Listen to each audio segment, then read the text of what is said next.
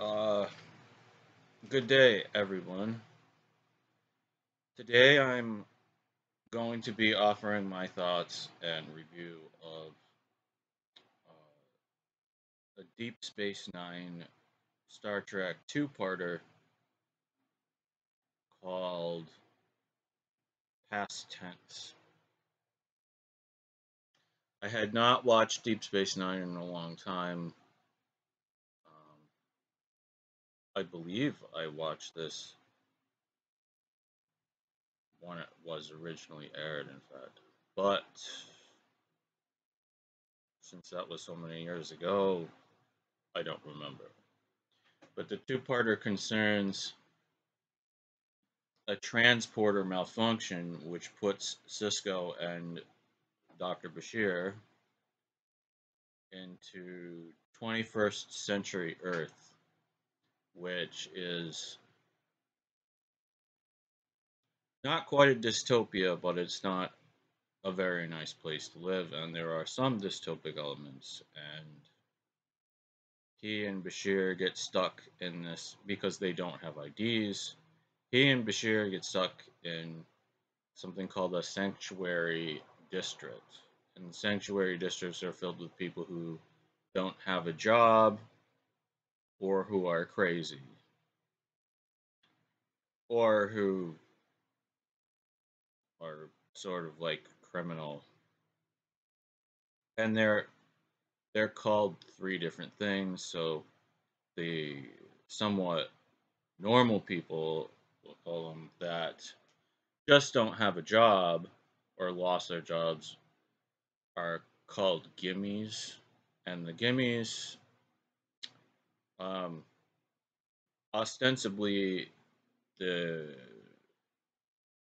the office of these sanctuary districts, they are supposed to find you a job, but there aren't many.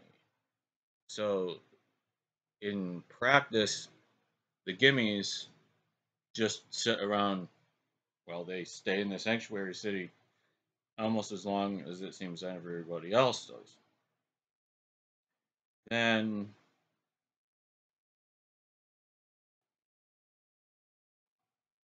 Then the insane people are called dims, and uh, the people who are not well adjusted and who are like criminals are called ghosts. And the principal ghost in the episode is this guy with long hair, and he wears a fedora with the brim turned up mostly. Now, the episode is, I thought it was okay. Also, Dax is was thrown back into the 21st century with them, and she has a lot easier time because she meets this guy who's like an executive and um, hangs out with him until she can find out that Cisco and Bashir are there, and then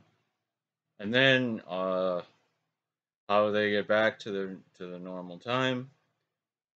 Well, Chief O'Brien and Kira are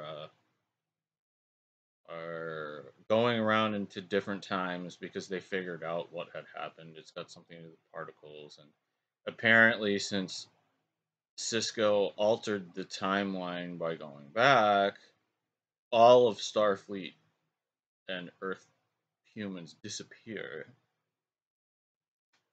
So they have to go back and save them, except for there's a Romulan outpost at Alpha Centauri, which apparently they didn't catch up to the fact that there was a human ship, or maybe they don't care. There's a human ship in near Earth. So they go back, and one of the time periods that Kira and Chief O'Brien go to is the 1920s, and then they go to the 1960s quite briefly in each one. Unfortunately, I would have liked to have seen a lot more than that, but um, the budget of the show being,